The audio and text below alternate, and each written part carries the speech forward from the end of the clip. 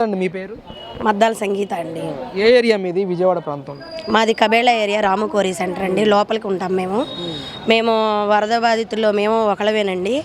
మేము ఇటువైపు వచ్చాము, గట్టువైపు చిట్టినగర్ ప్రాంతానికి వచ్చాము. మా అమ్మగారు ఇల్లు ఇటువైపు ఉంటే మేము ఇటువైపు వచ్చామండి. అటువైపు పూర్తిగా 7 feet 8 feet వాటర్ వచ్చేసింది.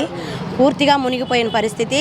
2 రోజులు బయటికి రాలేని పరిస్థితి. కరెంట్ లేవు, ఏమీ లేవు, మాకు తినడానికి లేవు, ఏమీ లేవు, వాడుకోవడానికి వాటర్ లేదు. అలా అయినా అటువంటి పరిస్థితులు కూడా మేము 2 రోజులు ఇబ్బంది పడుతూనే ఉన్నాము. నీళ్లు తగ్గకపోతాయా అని. ఆ బుడమేర కట్ట తెగిపోవటం వల్ల, అంటే వర్షం పడి కొంచెం వాటర్ వచ్చింది, బుడమేర కట్ట తెగటం వల్ల ఇంకా వాటర్ పెరిగిపోయింది.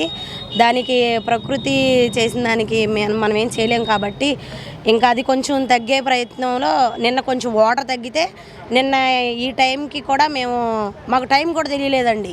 మా ఫోన్లో స్విచ్ ఆఫ్లు అయిపోయినాయి, ఛార్జింగ్లు లేవు, నెట్వర్క్ లేవు. అసలు మేము ఎలాంటి సిచ్యువేషన్లో ఉన్నామంటే ఆనాడు కేరళలో మేము ఎంత బాధపడ్డామో ఈ రోజున ఆ దుస్థితి మేము అనుభవించాం. ఏదైనా అనుభవిస్తేనే కానీ తెలియదు కదండి ఎవరికైనా ఆ బాధ.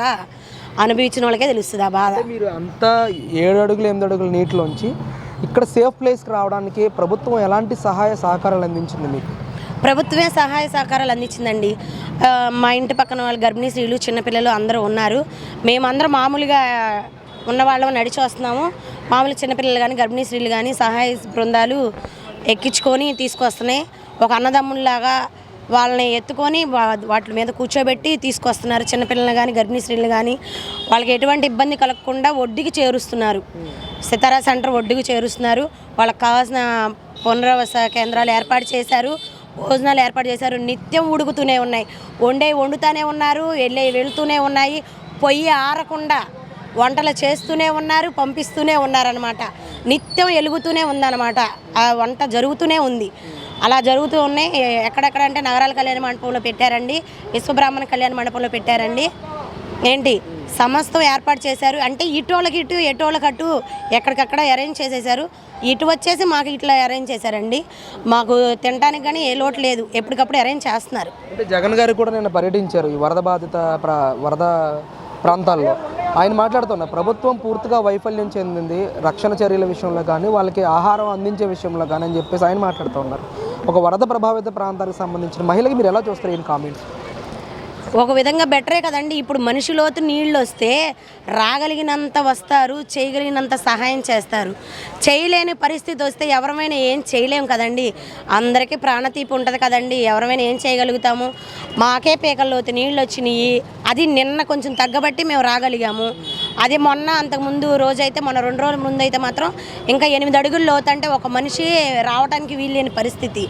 వచ్చినా ఒక బోట్లే రాగలుగుతాయి. ఆ బోట్లు కూడా రాలేని పరిస్థితులు, చిన్న చిన్న సందులు ఉంటాయి, అన్నీ ఉంటాయి. అన్ని చోట్లకి ప్రభుత్వం రాలేదు కదండి. దాన్ని మనం అర్థం చేసుకొని ముందుకెళ్ళాలి. కానీ ప్రభుత్వాన్ని తప్పుపట్టే ప్రయత్నాలు, బురద జల్లే ప్రయత్నాలు చేయకూడదు కదండి. శవాలు దొరుకుతాయేమో అని చెప్పి జగన్మోహన్ రెడ్డి వచ్చాడు కదండి.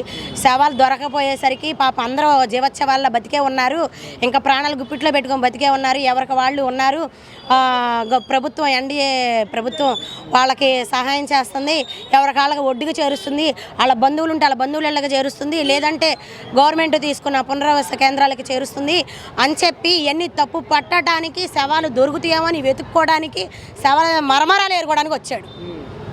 ఏంటి మేడం అసలు ఇక్కడ పరిస్థితి ఎలా ఉంది? ఇప్పుడు నీరు తగ్గిందా ఏంటి అసలు ఇప్పుడు పరిస్థితి? తగ్గుముఖం పట్టిందండి. ఇవాళ రేపట్లో 2 రోజుల్లో తగ్గిపోతాయి. ఎవరి ఇళ్ళకి వాళ్ళు వెళ్ళిపోతారు, ఎవరికి వాళ్ళు క్షేమంగా ఉంటారు. దేవుని దయ వలన అయితే మాత్రం ఎవరికి ఎటువంటి హాని జరగలేదు, అందరూ ప్రాణాలతోనే ఉన్నారు. కాకపోతే ఏంటంటే కొంచెం తిండికి కానీ వాటర్కి కానీ ఇబ్బంది పడుతున్నారు తప్ప ఇంకా అయితే ఏమీ లేదనమాట.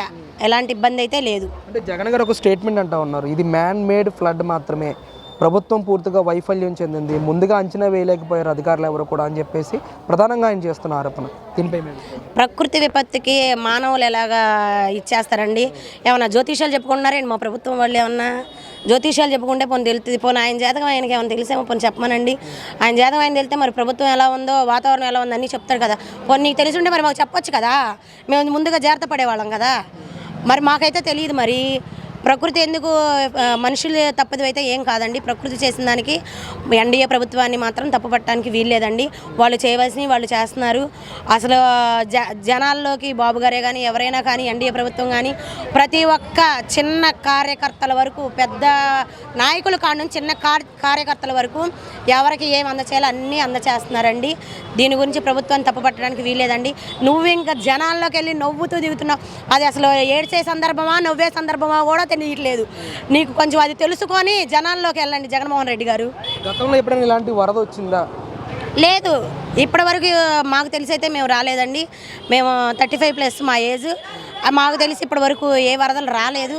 మరి గతంలో వచ్చినాయి అంట, 100 సంవత్సరాల క్రితమే ఎప్పుడు వచ్చినాయి అంట. మాకైతే తెలియదు. మరి మేమైతే పుట్టలేదు కదా, అప్పుడే వచ్చినాయి అంట. మరి మాకైతే తెలియదు. మేము చూసింది మాత్రం ఇదే ఫస్ట్ టైం. అంటే మరి జగన్ గారు మాట్లాడుతున్నారు గత 5 సంవత్సరాలను కూడా 2-3 సార్లు వరదలు వచ్చినాయి కృష్ణానదికి, మేము తక్షణ చర్యలు తీసుకున్నాం. ఆ రోజు 2,000 రూపాయలు కుటుంబాలకు ఇవ్వడం కానీ ఆహార పొట్టాలు ఇవ్వడంలో కానీ మేము సక్సెస్ సాధించాం. ఆ రోజు మీరు ఎందుకు చేయలేకపోయారు అని చెప్పి మాట్లాడుతున్నారు. జగన్మోహన్ రెడ్డి గారు ఉన్నప్పుడు వరదలు రాలేదండి, కరోనా వచ్చింది.